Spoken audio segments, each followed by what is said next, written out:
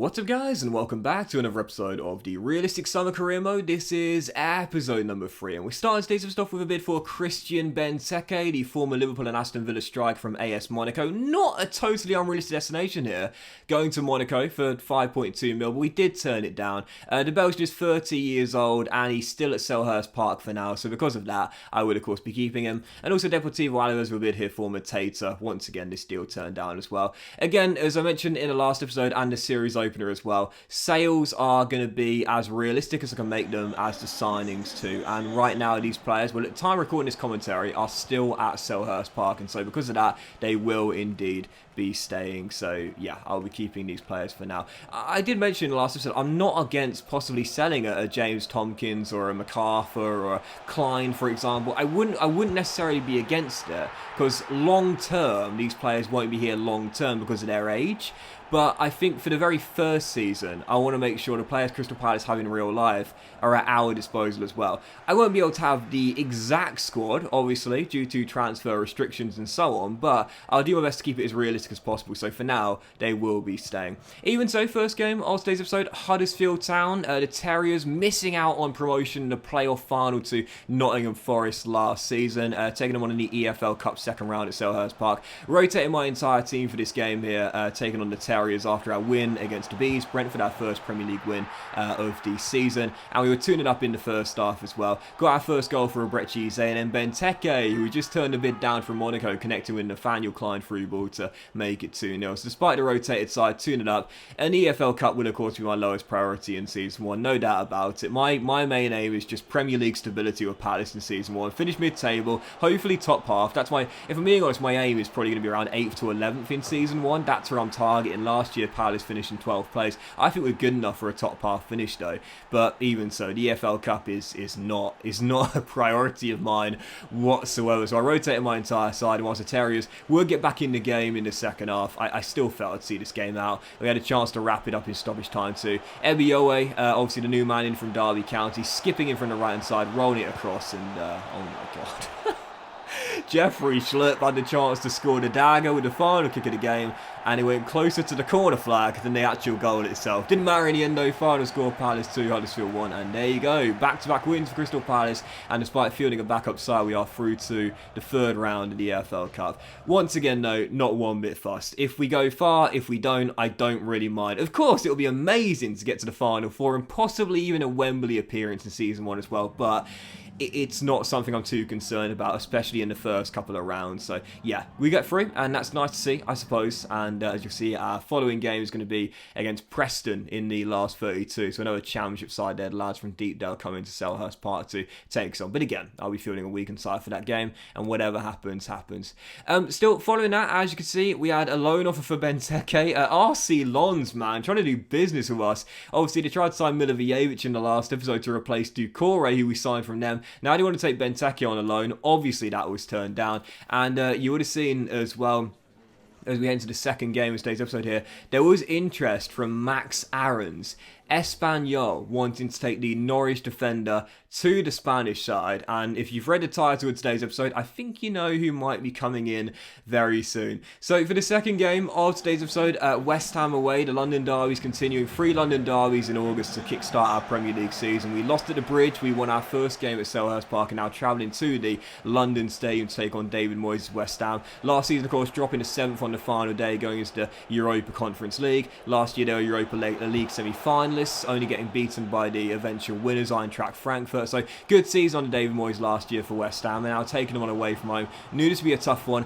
Just like last season, they'll be going for a top 7 finish once again and trying to keep European football at West Ham. Very good side they've got, as we know, and 27 minutes into the game, it was a really interesting opening half an hour. Both teams got good chances. We were still tied at 0-0, but the first goal was coming. I couldn't believe it was still 0-0 half an hour in. Both teams had really good chances, and eventually as João Pedro finds Declan Rice, back to João Pedro, he smacks it in the hammers, would take the lead.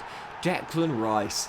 So interesting, isn't it, with Declan Rice? I mean, the guy has been linked to, well, most, if not all, of the traditional top 6 teams in the Premier League. I just, you know, again, by the time this video goes up, I mean, you just don't know what could have happened. But I think he is going to stay at West Ham for another year as I try an audacious halfway line goal with Conor Gallagher. I know some of you guys ask me, do you still go for those halfway line goals? The answer is yes, I do try them once or twice a game if I can, but unfortunately I've just not...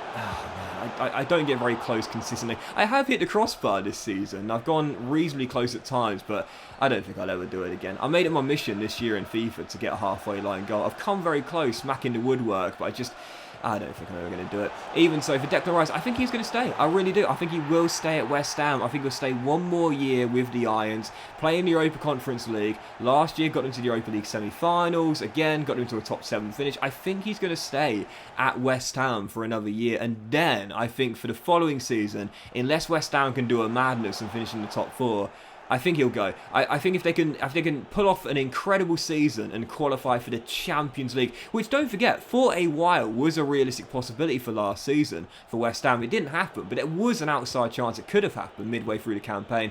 If they could pull off the impossible and qualify for the Champions League, I think he'd stay. I think he'd love to guide West Ham to the Champions League and play Champions League football for West Ham. But if they can't do that, which again would be a very tough ask, let's be honest here, for anyone outside the traditional top 6, then I think he will leave to Chelsea. That's my opinion. You guys can let me know what you think is going to happen with Declan Rice, but that's my opinion. Again, the funny thing is, because I'm recording this video a few days before it goes up, by the time this video goes up, he might have signed for Arsenal or something. But no, I mean, that's my opinion. I think he'll stay at West Ham for another year, and if they don't qualify for the Champions League, I think he'll probably end up going to Chelsea. You guys can let me know, though, what you think will happen with Declan Rice. Regardless, we lost the game by 2-1.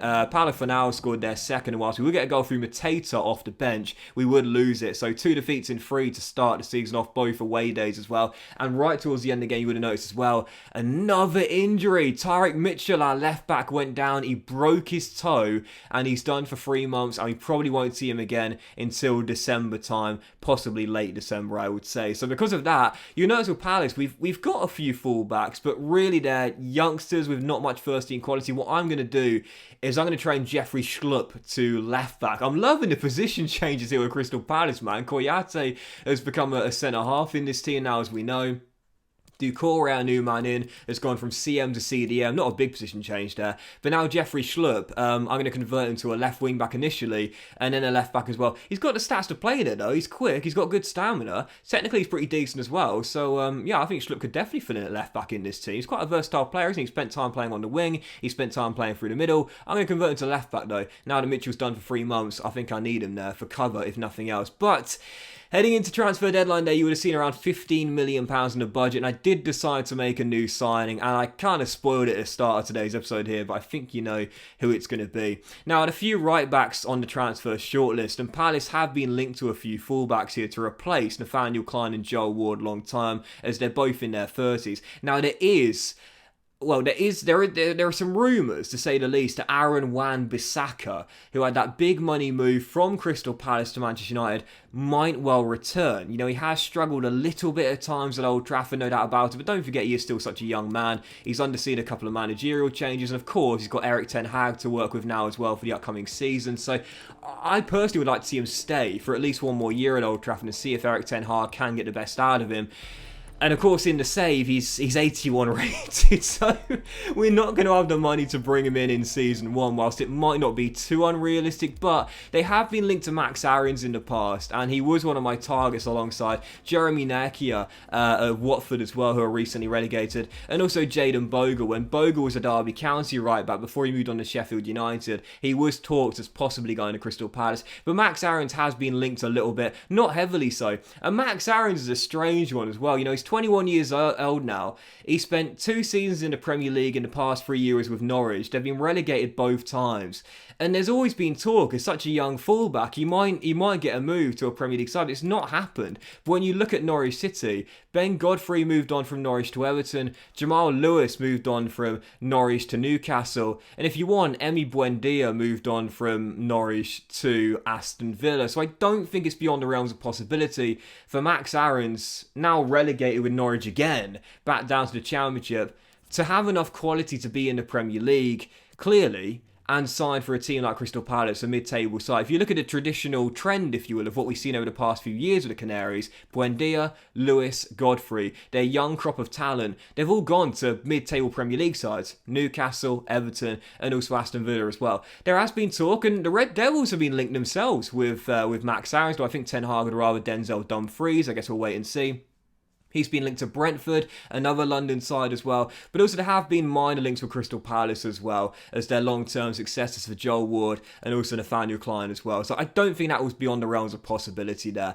You know, we obviously couldn't afford Wan-Bissaka, unfortunately. That's more of a like season 3 signing, I would say. But yeah, I don't think that's beyond the realms of possibility there. You know, Palace, obviously, their recruitment policy has been heavily focused primarily on talent from the Championship over the past few years. You know, as we know, picked up some really good young talent from the Football League. Max Aarons now back to the Championship. I didn't think that was beyond the realms of possibility at all. So for £8 million, that's a decent fee, I would say, for a relegated side with a young talent that's got enough ability to play in the Premier League as well. So yeah, that was my signing on transfer deadline day, and also as well, Espanyol, no. I mean, you know, I said before, I'm trying to keep it as realistic as possible. Could you see Max Aarons at Crystal Palace next season? Quite possibly. Could you see him in Espanyol? No. So, yeah, I think for realism, I made the right call. I didn't want to see him go to Espanyol. It wouldn't have been realistic, but it was much more realistic for him to come to us. So he's our signing on deadline day. He'll be our long-term successor for Klein and also Ward, who I'm going to move to centre-back as well. I'm loving the position changes. And for Palace, tough start to the season, just one win in our first 3 games, but a realistic beginning at Selhurst Park, exactly what we wanted. But that will end today's episode of the Realistic Summer Career Mode, guys. Big thank you for watching. Hope you enjoyed. If you haven't, please like. Much love to you all. Have a fantastic day, and I'll see you for the next episode of the Realistic Summer Career Mode very soon.